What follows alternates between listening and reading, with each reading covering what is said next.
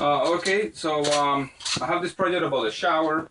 A shower that I'm installing over here in this house.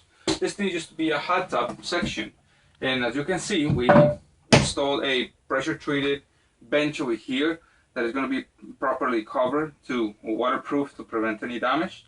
I like to use pressure-treated because since it's going to be exposed constantly to water, you want to make sure that it doesn't rot as easy as the regular wood, like this one. It's not treated. See, it's kind of yellow and this one's kind of green because they treat this thing to prevent water from damaging it. So, to make a shower, you need a few elements. I'm not going to explain too much about the drain on the bottom system. It has to have a trap, obviously, and it has to drain properly.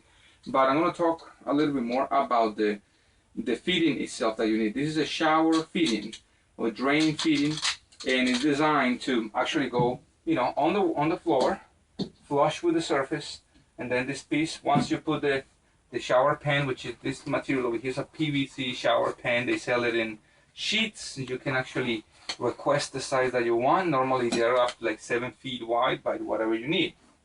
You can actually, if you're building something gigantic, you can seam this thing with special glue, but we're just going to use it here. But what happens is that, as you can see over here, we have a little, I would say, inclined cutout, a diagonal cutout. So whenever this thing sits, it will sit properly. The water is gonna, once you put the pan over here in one piece, you're just gonna fold the edges, like what happens with normal paper bags. But when you fold it, you're gonna make sure that they're properly fastened, and you don't wanna cut them. Otherwise, the water is gonna spill in the corners. But you want the water and to drain all the way inside here, and you want the concrete that is actually a sand mix or sand topping mix. That concrete has to tilt. The cement or mixture has to tilt into the drain. Now you don't want to exaggerate that stuff. You want maybe like 1/4 of an inch from the end to here, and you use a lot of levels and measurements and all the stuff, and we're going to go over in a moment. But that's how we start. We want to make sure that everything has the proper anchorage for the pan and for the concrete boards.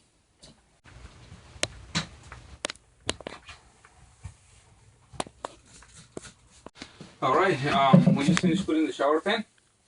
The shower pan was installed about 12 inches high, and we're gonna actually go over here because we're gonna have the bench. So we're gonna put another little piece over here to make sure that the water, the entire thing is waterproof.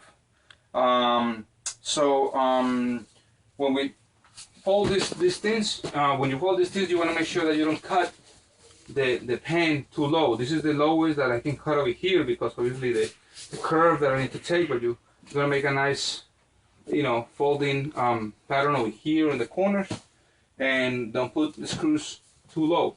If you put the screws too low, it's gonna leak. Don't cut. Sometimes I saw some people cutting it, and you just lose the purpose of the shower pan.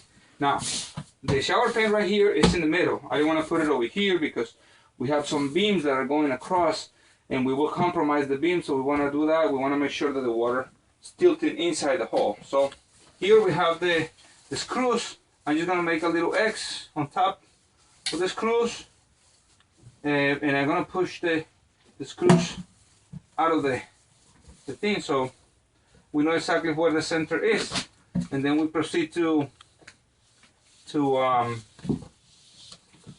cut the circumference inside. Once we know this thing is adjustable, want to make sure that at least here we're gonna have like an 1.25 inches of concrete, and then at the end we have like 1.5 inches, 2 inches of concrete.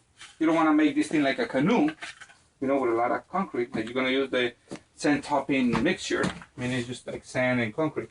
But see, when it's here, you want to make sure that with a little pan, you're gonna mark over here, and then you're gonna cut. And you're going to squeeze this in. You're going to use a little bit of liquid Teflon over here, which is a compound or whatever thread seal that is kind of liquid. So when you tie it up, you make sure that it's nice and sealed, and the water is just going to go through the hole. Okay.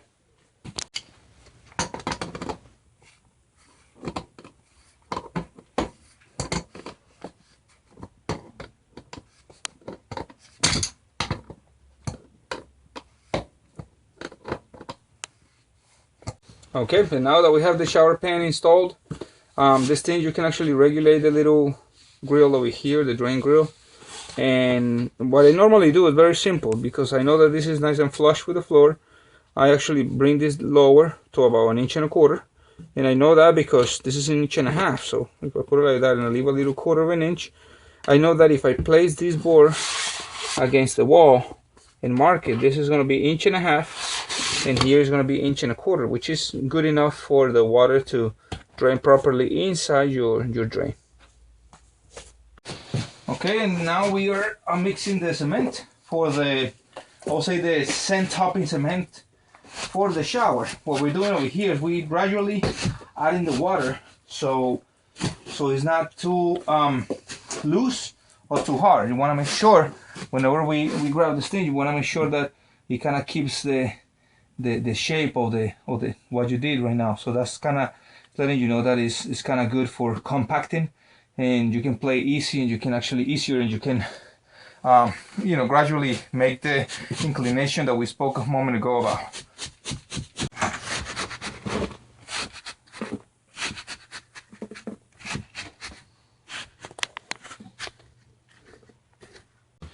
Alright, so once we have the cement all mixed up and everything, we're gonna start pouring it on the cast that we're doing in the shower pan, and always considering the line. See, I can see the line that I made over here. So you want to start compacting this with a piece of wood, or sometimes I use like a grout a squeegee. It's really convenient to work with. Then later on you start finishing it with, you know, other pieces of wood or whatever. Have something that is good for you to start leveling it up. Okay, so we continue compacting this thing, always checking the levels up and all that. And as you notice, I cut these two pieces, one for this side, so I can actually level it out really well. And I'm using a small level on top of the pieces of wood studs to always ensure that the water's tilting over here.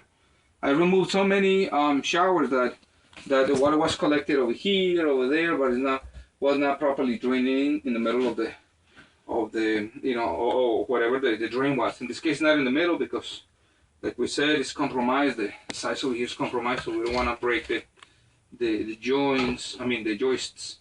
But see, it's a nice inclination. It has I would say the 1/4 inch inclination that we said that we're going to leave. And now we're just gonna finish compacting this, making sure that whenever you're seeing the line on the bottom, you know, you don't have a concave area, because that's gonna give you trouble for your proper tile installation. Okay, now that we finished compacting all the concrete, this is the material that I'm gonna use. It's a nice mosaic that comes in sheets, but I want to make sure that the drain is not too low, because it's going to be some sort of like a really bad, you know, finishing. You're going to have this abrupt finish. So what you want to do is you want to twist it up a little bit, and you want to make sure that you just right below the area where the tile is going to set. And so you twist it and you compact the concrete back again, and then you will be ready to set the tile later around.